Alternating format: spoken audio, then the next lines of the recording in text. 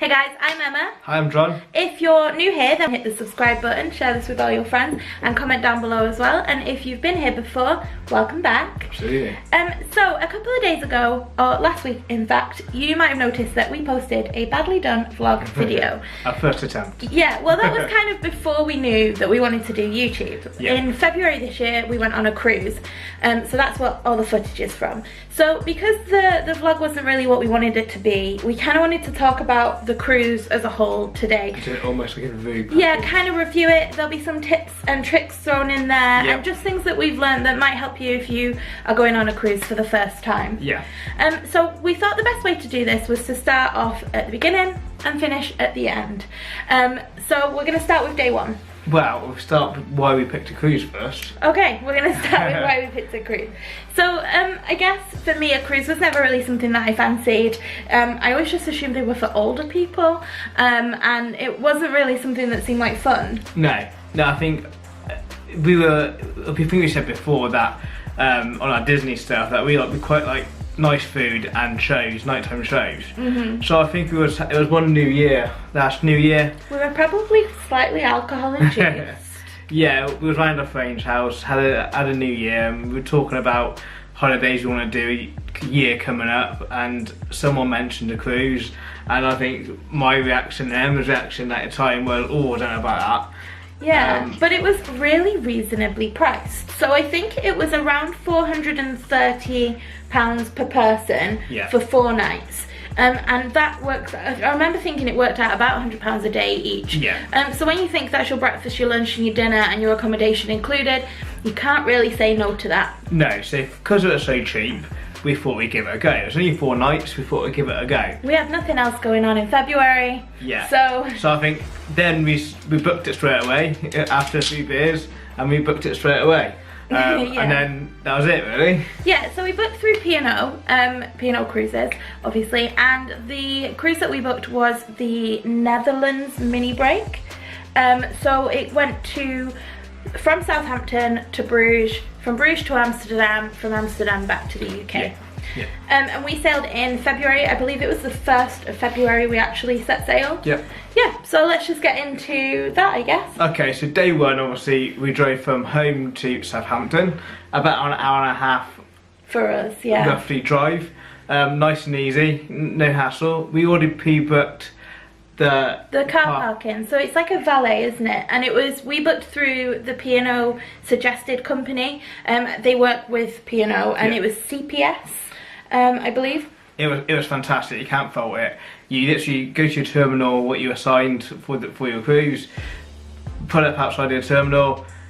Some guy come over, take your registration number, take photos of your car, make sure there's no damage, so you're going to get your car back to how you left it.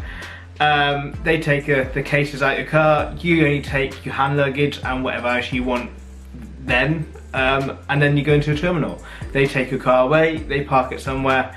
As easy as that. Yeah, so that brings us on to our first tip. Only take in your hand luggage what you absolutely need. You're gonna be without your actual luggage for tops 3 hours. If that, yeah. Yeah, so, but your room isn't available as soon as you get on the boat. So you're lugging around, we were both lugging around coats.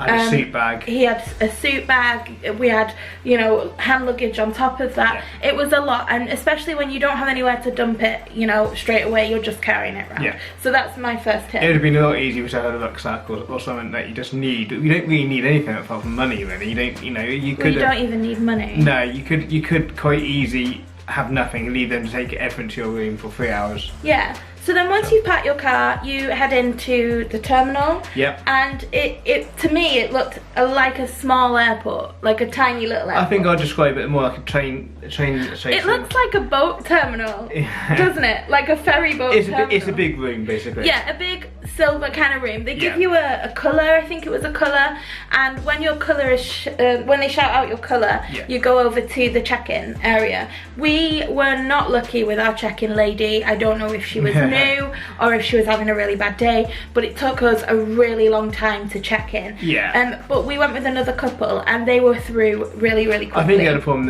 with their computers, it was crashing or whatever. So I mean, for us it was a little bit like, but it didn't put a dampener on it, and it was super speedy compared to any other form of transport that I've ever taken anyway. Yeah, so basically what you do then is you get your cruise card, you hand over your credit card, your credit card get registered to your cruise card, and that's obviously what you pay everything on board with.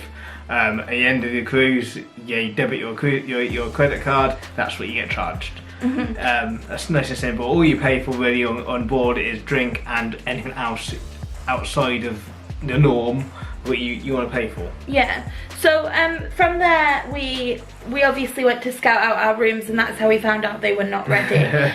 But after that we went to check out the boat a little bit, and we found the buffet area, so we stopped for cake, which was great. The food on the boat as a whole is fantastic. You can't fault it. Even the buffet stations, it's all fresh. You can tell that it's super fresh. It's really inventive as well, and there's a lot of choice. It's really nice. There's always something for everyone. You know, there's stuff for gluten-free, there's stuff for vegetarians. There's all sorts of stuff on the menu. So yeah, you've got no hassle find what you want to eat. So we use the Flexi Dine. So you can eat. There's two options. You can book your dinner reservation time every day for your entire cruise. So say you always eat at 7. You can say, oh, I always eat at 7. I'll eat at 7. We're not like that. Normally on holiday we weren't sure what we'd be doing, so we booked the Flexi Dine. That basically means you turn up and you wait for a table. We were in a group of 4, and in a smaller group they do try and sit you with other couples or a family. A bigger table. Yeah, but they're completely fine if you say, oh no, I'd rather wait for a table of 4 to become available. It just means you might be waiting a little bit longer. Yeah, well, it's not a problem, because you got a little buzzer with you, and you go off and have a drink somewhere else, and they buzzer you when it's ready. So it's no hassle. Yeah. I personally would rather sit with the people I go on holiday with rather than strangers that you'd have to make conversation with and all that jazz. So I would rather sit with the people that I go on holiday with. Yeah.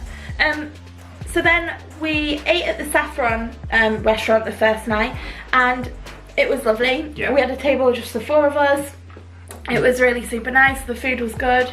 Yeah, it was gorgeous. That's when we realised that we was actually moving. We got on the boat and we sort of looked around the ship and that.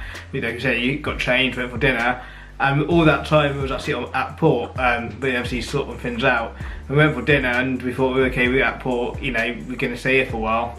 And I think I looked up out the window and realised we was actually moving. But it's so smooth, you didn't realise that you were moving until you looked out the window. Yeah, so for anybody, I know we've had some questions on our previous video. People that suffer with seasickness, I mean, you might do, but personally I don't think you would on a cruise ship that big. It's not that you can't feel it. Sometimes you can feel it, but it's not like this. It's just we're moving. That's all. I mean, P&L Ventura is so big. I mean, I think it's well over 3,000 people on board, so it's a massive ship. And the ship's that big, they've got stabilisers on them, so any movement, it just absorbs in the stabilisers. It's like it's a suspension on your car, basically.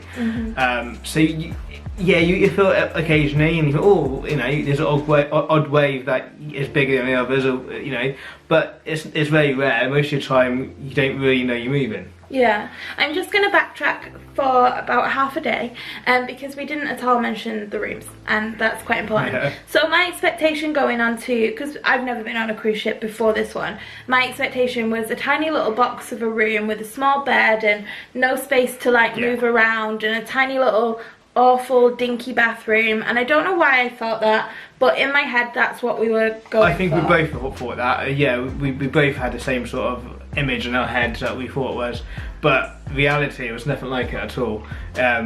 It's plenty big enough, if not, you know, it's quite big. We had a lot of space, yeah, we had a whole big space to get ready. We had 2 chairs we could sit at, we had a double bed, we had a good sized bathroom, so yeah, it was big enough, and it wasn't our expectations at all. So we originally booked an inside room, so I'm not sure what they were like, because we did get upgraded. I don't know if we were in a quiet time or whatever, but we got upgraded to an obstructed view room. Now what that means is you're going to see part of a lifeboat. Yeah.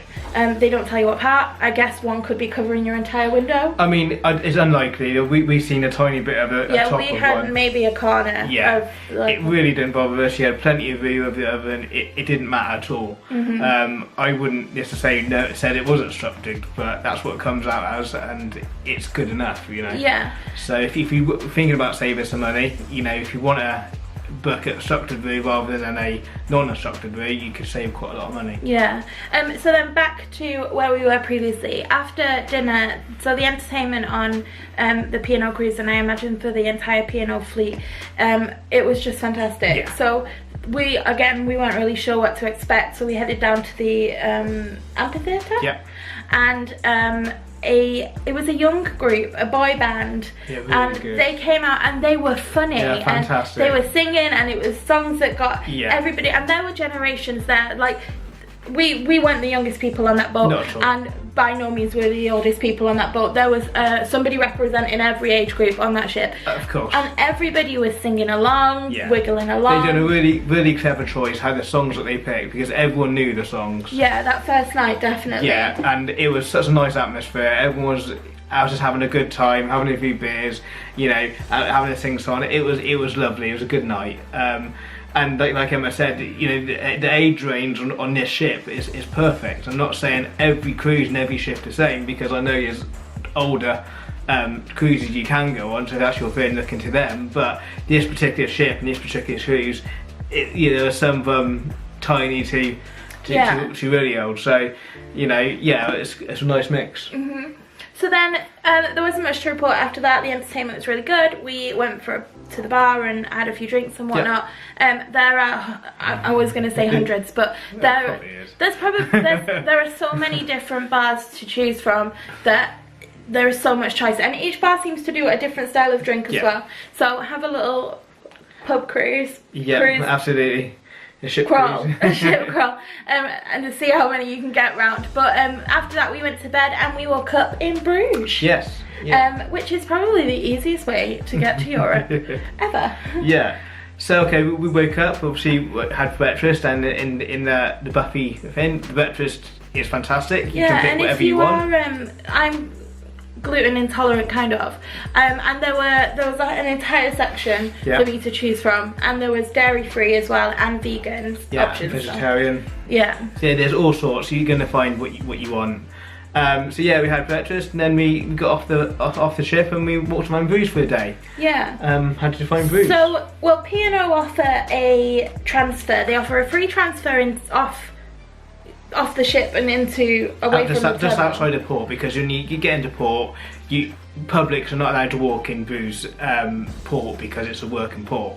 So they offer a free transfer to the outside gates of the port, if you like. Yeah, or they offer a coach into Bruges, which I think worked out at around £44 per person, or £22 per person, £44 in total. We thought that was quite steep.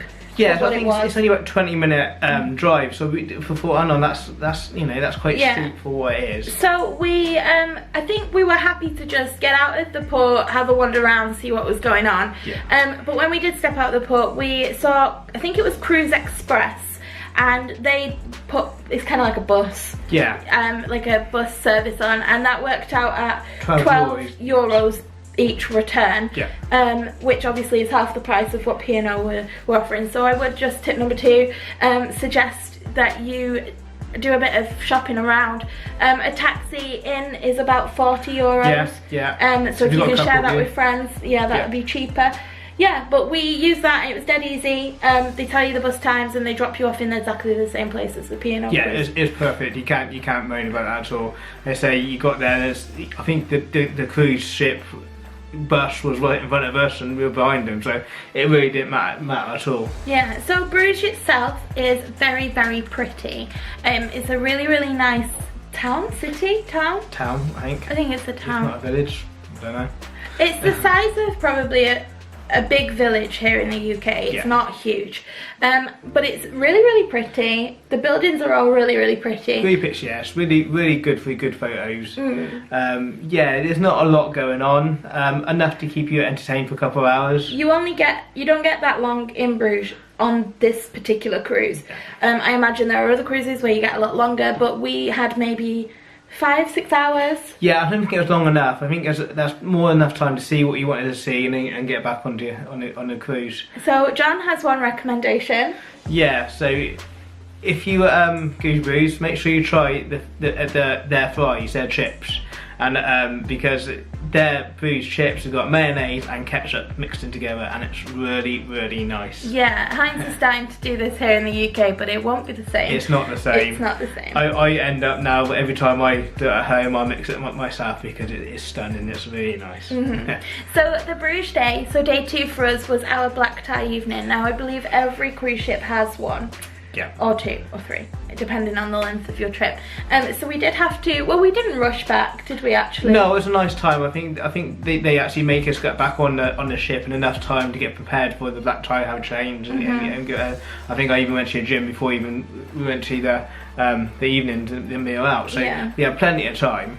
Yeah. So heading back to the boat was easy. You go through security, and then we went and got ready, and we ate at, I can't for the life of me remember the name of this restaurant, but it's the Marco Pierre White restaurant on this ship.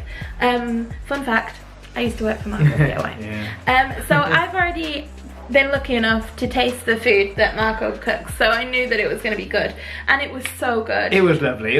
The food was stunning. You can't fault the food at all. Yeah, I mean, like Emma said, she tried a lot of food because she used to work in his hotel, whatever. So yeah, it was really nice. I enjoyed every bite of it. So yeah. Yeah, it was really good. And then we went off and we watched a comedian that night, I believe. We watched a comedian and a show. I think we done 2 that night. I think we went to the comedian in one part of the ship and a show in the other part of the ship. Yeah, so they have like Broadway style shows too, and we did 2 of those, and they were so good. Yeah. Like they were Broadway style, like they were so good. Without a doubt, they were stunning. Yeah, they were really good.